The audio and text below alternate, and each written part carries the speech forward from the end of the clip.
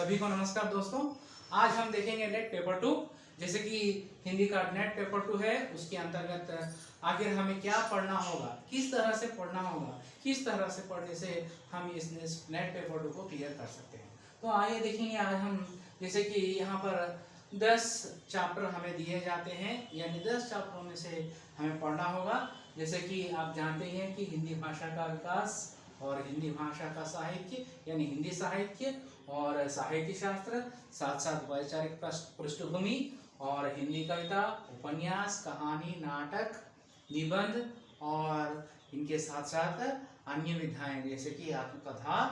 आदि। तो आज हम देखेंगे कि आखिर किस प्रकार से हम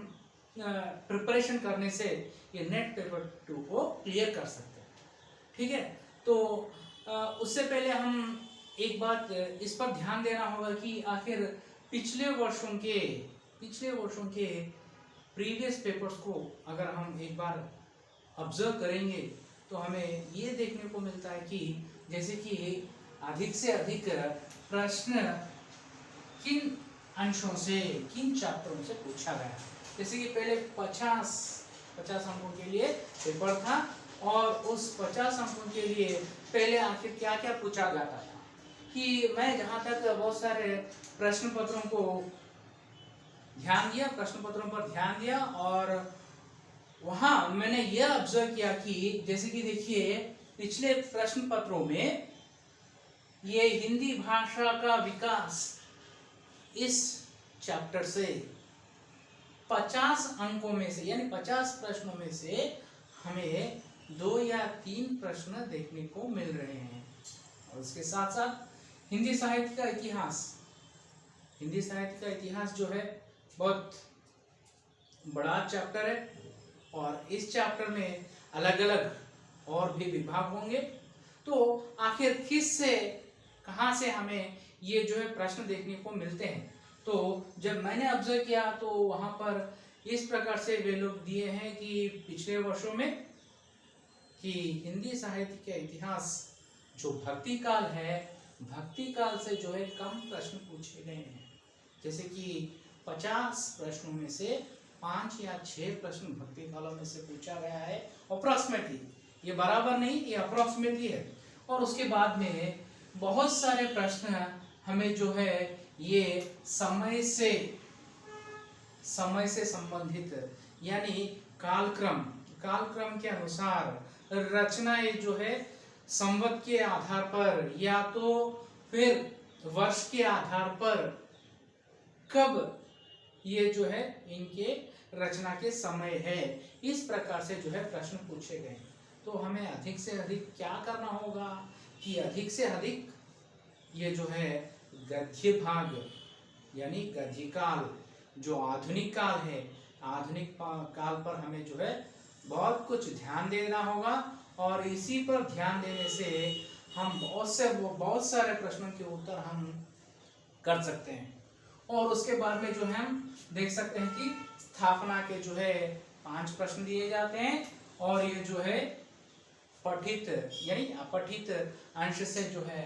एक कॉम्प्रिहेंशन दिया जाता है, उससे जो है 5 प्रश्न हमें देखने को मिलते हैं। तो आइए अब यहाँ पर हम देखेंगे कि आखिर इन 10 चैप्टरों का प्रिपरेशन किस प्रकार से किया गया है। कि देखिए कि जैसे कि हिंदी भाषा और विकास, इसके अंतर्गत आप देख सकते हैं जैसे कि भारत में हिंदी भाषा का उद्गम किस प्रकार से हुआ और बोलियों का विकास किस प्रकार से हुआ और प्राचीन काल से लेकर आज तक यानी आधुनिक काल तक भारत देश में कब कब कहाँ कहाँ कौन कौन सी भाषाएं बोली गई हैं और वर्तमान में बोली जा रही हैं, ये भी हम यहाँ पर इस चैप्टर में देखने को मिलते हैं। तो ये जो चैप्टर जो है टफ नहीं है, हार्ड नहीं है, अगर हम पढ़ेंगे तो समझेंगे तो बहुत आसानी से ये चैप्टर हम अपने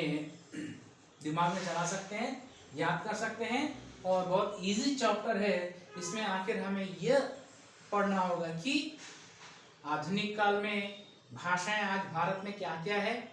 मध्यकाल में क्या थे और प्राचीन काल में भाषाएं कैसी थी, और प्राचीन काल से लेकर आज तक भाषाओं का विकास किस प्रकार से हुआ है, और आज भारत भर में अनेक प्रांतों में कौन कौन सी भाषाएं बोली जा रही हैं, ये भी हमें इस चैप्टर के द्वारा मालूम पड़ता है। तो हम इस चैप्टर के द्वारा ये देख सकते हैं, और साथ साथ उसके बाद में हिंदी साहित्य का इतिहास। तो सभी के मन में एक प्रश्न उठता है कि आखिर हिंदी साहित्य के इतिहास के लिए हमें कौन सी बुक पढ़नी चाहिए। तो इसका मैं अपने अनुसार आपको बताऊंगा कि हिंदी साहित्य इतिहास के लिए आपको जो है 10-10 पुस्तकों को पढ़ने की जरूरत नहीं है, आवश्यकता नहीं है। इसके लिए आप एक प्रामाणिक पुस्तक को लेकर, जैसे कि नगेंद्र जी का या तो फिर आचार्य रामचंद्र शुक्ल जी का भी पुस्तक लेकर आप अपने हिसाब से, अपने अनुसार अगर आप नोट्स तैयार करेंगे तो आप जरूर इसमें सफल हो सकते हैं। तो हिंदी साहित्य इतिहास के लिए आप जानते हैं, ये हिंदी साहित्य का इतिहास जो चैप्टर है उसमें बहुत सारे प्रश्न और अंश भी होंगे। तो इन अंशों को हमें जो है एक नोट्स के रूप में अगर हम तैयार करके रखेंगे, याद करेंगे, ध्यान देंगे, तो ज़रूर हम जो है हिंदी साहित्य का इतिहास से बहुत सारे प्रश्नों के जो है हल कर सकते हैं। और उसके बाद में देखिए ये पूरे यहाँ पर जितने भी चैप्टर्स दिए हैं, ये चैप्टर ये अलग चैप्टर नहीं है। ये पूरे चैप्टर भी कहाँ से है? ये पूरे चैप्टर भी ये हिंदी साहित्य का इतिहास चैप्टर से ही है। तो मगर ये जो है यहाँ पर फिर से अलग दिए गए हैं, फिर से अलग चैप्टर्स दिए गए हैं, जैसे कि अलग अलग करके इन डेप्थ में आपको पढ़ना होगा। जैसे कि साहित्य शास्त्र, साहित्य शास्त्र में भी प्राचीन जैसे कि आचार्य मम्मट आदि लोगों के बारे में, महान कवियों के बारे में भी दिया गया है। और वैचारिक पृष्ठभूमि, ये भी जो चैप्टर है इसमें भी आपको अरस्तु आदि कवियों के यहाँ पर मिलते हैं। और उसके बाद में हिंदी कविता, यानी ये जो हिंदी कविता जो है आधुनिक काल का है, ये आधुनिक काल का आखिर हिंदी कविता का विकास किस प्रकार से हुआ, हिंदी कविता का उद्गम कहाँ हुआ, कब हुआ, तो इससे लेकर आरंभ करके आपको जो भी उसमें शाखाएं हैं, धाराएं हैं, या तो फिर उसके अंतर्गत जो जो भी अंश है, इन सारे अंश को आपको ये जो है पढ़ना होगा। और उसके बाद में जैसे कि उपन्यास है, उपन्यास का आरंभ कब हुआ, उपन्यास सम्राट कौन थे, कौन कौन कवियों ने कौन कौन से उपन्यासों की रचना की है, आदि आपको जो है यहाँ पर पढ़ना होगा। और साथ साथ कहानी भी उसी प्रकार, और नाटक का भी उसी प्रकार, और निबंध का भी